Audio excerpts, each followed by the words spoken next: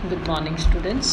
बेटा अज आप self sustained stage या ड्राइव टू मैच्योरिटी स्टेज करांगे। ड्राइव टू मैच्योरिटी स्टेज का मतलब हुंदा है जदों तुसी ਇਹੋ ਜਿਹੀ स्टेज के उत्ते आ चुके हो जदों तुसी जिन्ने भी रिसोर्सिस ने जिहड़े कि एडवांस टैक्नोलॉजी दे विच यूज़ हुंदे उन्हां नूं एक्वायर करन वास्ते ते उन्हां नूं यूज़ करन वास्ते एबल हुंदे हो।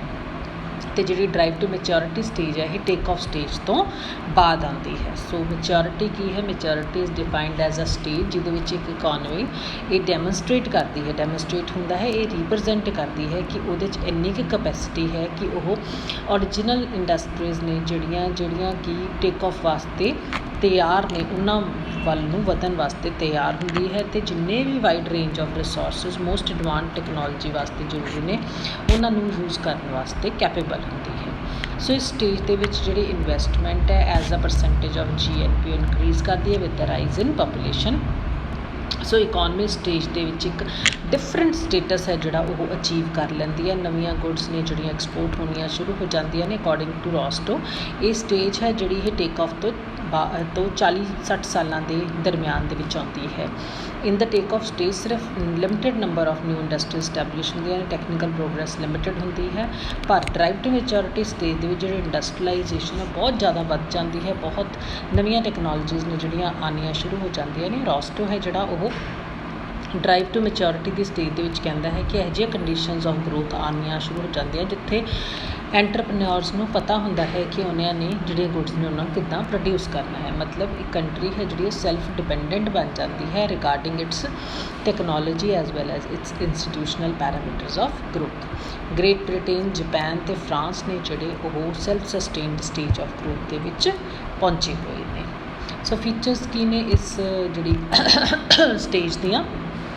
फस्ट है इन्वेस्टमेंट का रेट है जोड़ा वो 10 to 20% ऑफ GNP प्रोडक्शन होंदा है। मीनस जी इन्वेस्टमेंट के इनक्रीज़ है, प्रोडक्शन के इनक्रीज़ है, पॉपूलेशन तो काफ़ी ज़्यादा होंदी है। इंपलॉयमेंट के कंडीशनस ने वो नोटिसेबली का मतलब होंदा है वो चीज़ जिहदे विच बहुत ज़्यादा चेंज आई हुए बदल जांदियां ने। एग्रीकल्चर के उत्ते जो डिपेंडेंस है बहुत ज़्यादा रिड्यूस हो जाती है। लेबरस ने सैल्फ सफिशिएंट तो बैटर ऑफ हो जाते हैं। मॉडर्न टैक्नीक्स ने जड़ियाँ वो सारिया लाइनस ऑफ प्रोडक्शन के वध जांदियां ने। इकॉनमी नूं एक इहो जिहा स्टेटस मिल जाता है कि उत्थे वो world Nations of the world के एक स्टेटस ऑफ इंपॉर्टेंस आ जाता है। नवीं पोलिटिकल तो सोशल इंस्टीट्यूशनस इस्टैबलिश होंदियां ने। अदर कंट्रीज़ के उत्ते जिहड़ी डिपेंडेंस है वो रिड्यूस हो जाती है। प्रोडक्शन है जी स्किल्ड लोगों द्वारा ही की जाती है। तो पर कैपिटा इनकम तो स्टैंडर्ड ऑफ लिविंग है लोगों का बहुत ज़्यादा वध जाता है।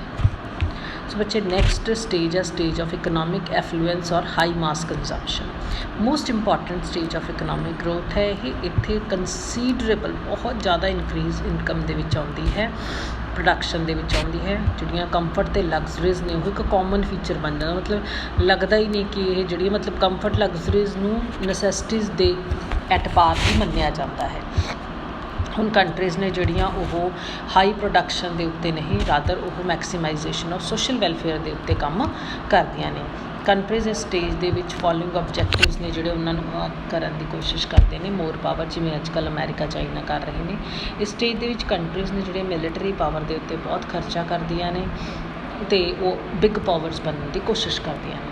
वैलफेयर स्टेज गवर्नमेंट इस स्टेज के विच आके वैलफेयर स्टेज स्टेट के उत्ते काम कर रही है। लाइक लोगों के स्टैंडर्ड ऑफ लिविंग इनक्रीज़ करती है, उन्होंने मोर एंड मोर फैसिलिटीज़ दिंदी है, लाइफ में कंफर्टेबल बना देती है। फिर इस स्टेज के विच जिहड़ी कंजम्पशन है वो भी बहुत ज़्यादा बढ़ जाती है। कंजम्पशन सिर्फ फूड क्लोथिंग तो शैल्टर तक ही नहीं रहिंदी, रादर कार, रैफ्रिजरेटर, टैलीफोन, वीडियोज़ वो भी कॉमनली यूजड होंदे हैं। USA is passing through this stage since 1900। 1900 तो जोड़ा अपना अमेरिका है उस स्टेज के विच आया हुआ है। बिटवीन 1900 to 1920 ऑबजैक्टिव की सी गवर्नमेंट का एक वैलफेयर स्टेट अचीव करना। 2030 के विच कंजम्पशन लैवल बहुत ज़्यादा बढ़ गया, पर 1930 के डिप्रैशन करके इस कंट्री में स्टेज ऑफ डिप्रैशन चो निकलना गया। उदों तो अमेरिका है जोड़ा वो पावरफुल कंट्री रहा है तो वो बाकी कंट्रीज़ के उत्ते उहदा जिहड़ा इकनॉमिक ते पोलिटिकल प्रैशर है इन्फ्लुएंस बहुत ज़्यादा है।